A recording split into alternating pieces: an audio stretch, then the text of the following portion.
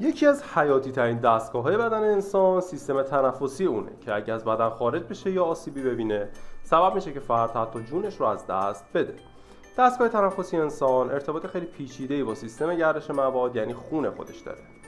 می‌خوایم در این آموزش بگیم که دستگاه تنفسی انسان که شامل ششا میشه دچار چه تغییراتی میشه و چه ویژگی‌هایی داره. همراه ما باشید. اول بریم سراغ ساختار و اجزای سیستم تنفسی. ششا در بخش قفسه سینه قرار گرفتن و شامل دو بخش میشن و قلب در بین اونها قرار میگیره. وجود قلب باعث شده که شش سمت چپ کمی کوچکتر به نظر برسه تا قلب بتونه به راحتی بتنه. سیستم تنفسی انسان از دهان و بینی آغاز میشه و با کمک نای به شش‌ها میرسه. بعد از دهان به حنجره میرسه که محل تولید صداست و با کمک اون میتونیم صوت تولید کنیم. البته توجه داشته باشید که ترکیب حنجره با زبان و بخش‌های مختلف دهان سبب ایجاد قدرت تکلم میشه که این یکی از ویژگی‌های مهم سیستم تنفسیه. بعد از حنجره لوله‌ای وجود داره به نام نای. نای دارای حلقه‌های غضروفی فراوانیه که سبب انعطاف پذیری و استقامت بالای اون میشه. این غضروف‌ها کمک می‌کنن تا مجرای تنفسی یعنی نای هرگز بسته نشه و تنفس مشکل نخوره. نای به دو بخش به نام نایجه تقسیم میشه و هر انشعاب به یک شش وارد میشه. هرچه به بخش پایین شش‌ها نزدیک‌تر میشیم، میزان حلقه‌های غضروفی نایجه و قطر اون کمتر میشه. این انشعابات اینقدر بیشتر میشن تا نایجه به نایجک تغییر پیدا میکنه و در نهایت به بخش‌هایی میرسه به نام کیسه‌های حبابکی. کیسه‌های حبابکی ویژگی‌هایی دارن که شما رو شگفت زده میکنن. کیسه‌های حبابکی مجموعه‌ای از حبابک‌ها هستند که در کنار هم جمع شدن و هوا در اونها رد و بدل میشه. اطراف هر حبابک حجم بسیار زیادی مویرک‌های منشعب وجود داره که وظیفه‌شون انتقال گازهای تنفسی و کمک به ایمنی درون حبابک هاست.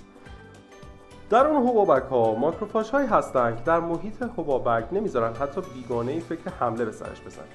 حالا هوای تازه پر از اکسیژن موجود در حبابک توسط مویرک‌ها دریافت میشه و مویرک‌ها هم کربن دی اکسیدی که از سلول‌های بدن دریافت کردن رو میدن به محیط حبابک که تمام اینها بر اساس شیب غلظت انجام میشه. توجه داشته باشید که محیط درون حبابک‌ها همیشه دارای رطوبته و این رطوبت برای انتقال گازها امری ضروریه. حالا به نظرتون چجوری حبابک‌ها باید هوای تازه رو بیارن برای مویرک‌ها و هوای گرفته شده توسط مویرک‌ها رو از بدن خارج کنن؟ اینجا مهمترین اتفاق برای سیستم تنفسی تلقی میشه که اونها رو با نام‌های دم و بازدم میشناسیم که بخش‌های مختلفی در به وجود آمدن اونها نقش دارن. حالا می‌خوایم درباره اندام‌های مؤثر در دم و بازدم با شما صحبت بکنیم. سیستم تنفسی محدود به شش‌ها و دهان نمیشه و ما دنده‌ها، دیافراگم و ماهیچه‌های بین دنده‌ای رو داریم و پرده‌های جمع رو هم داریم که در انجام عمل دم و بازدم بسیار مؤثرند. وظیفه این دنده‌ها حفاظت از شش‌هاست چون شش‌ها خیلی حساسن و نباید آسیب پذیر باشن، مثلا تحت فشار قرار بگیرن و اتفاقات ناجور دیگه. از طرفی همین دنده‌ها طوری طراحی شدن که منعطف هم باشن و خیلی شش‌ها رو برای بزرگ کوچیک شدنشون محدود نکنن. در بین استخوان‌های دنده ماهیچه‌های بین دنده‌ای وجود دارن که در مواقع دم و بازدم عمیق ازشون استفاده میشه. سومین و مهمترین بخش دیافراگم نام داره. دیافراگم ساختار ماهیچه‌ای داره و در زیر قفسه سینه قرار گرفته. در حالت دم و بازدم معمولی دیافراگم نقش حیاتی و کلیدی داره و به صورت ارادی و غیر ارادی کنترل میشه و میتونه منقبض و منبسط بشه. حالا که همه این بخش‌ها رو متوجه شدید، بریم ببینیم هنگام دم و بازدم چه اتفاقی در اونها رخ میده.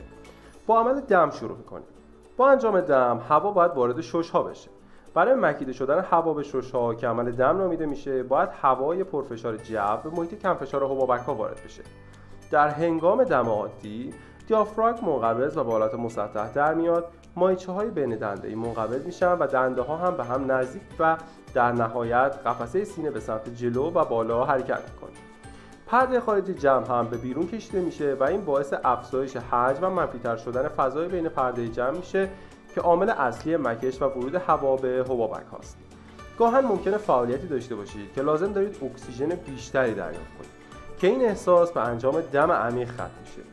در دم عمیق همه اتفاقات دم عادی با شدت بیشتری انجام میشن، اما ماهیچه‌های گردن هم میان و به بقیه کمک میکنن. بریم سراغ بازدم. حالا که هوای تازه جاش رو به هوای کم اکسیژن در حبابک‌ها میده، وقت اینه که هوای گرم از حبابک به بیرون خارج بشه. در بازدم عادی دیافراگم به حالت استراحت در میاد و شکلش گنبدی میشه که این خودش باعث فشار آوردن به شش‌ها برای خروج تلقی میشه. ماهیچه‌های بین دنده‌ای هم به حالت استراحت در میان و قفسه سینه به سمت عقب و پایین حرکت میکنه. حالا در همین زمان حجم فضای بین پرده‌های جمع کم میشه و فشار اون هم به صفر نزدیک میشه که سبب خروج هوا از حبابک‌ها میشه. شاید شما هم بعد یک دم عمیق میخواید بازدم عمیق انجام بدید. در بازدم عمیق ماهیچه‌های شکمی هم کمک می‌کنند و با انقباضشون یک انرژی مضاعف به شش‌ها میدن و بازدم عمیق هم اتفاق میفته. عمل تنفس در ایمنی هم نقش داره، یعنی سرفه و عطسه نقش کلیدی داره و این انعکاس‌ها در ویدئوی جداگانه بهشون خواهیم پرداخت. امیدواریم از این ویدیو خوشتون اومده باشه و لطفا ما رو در آپارات دنبال کنید تا چیزای باحال رو از دست ندید.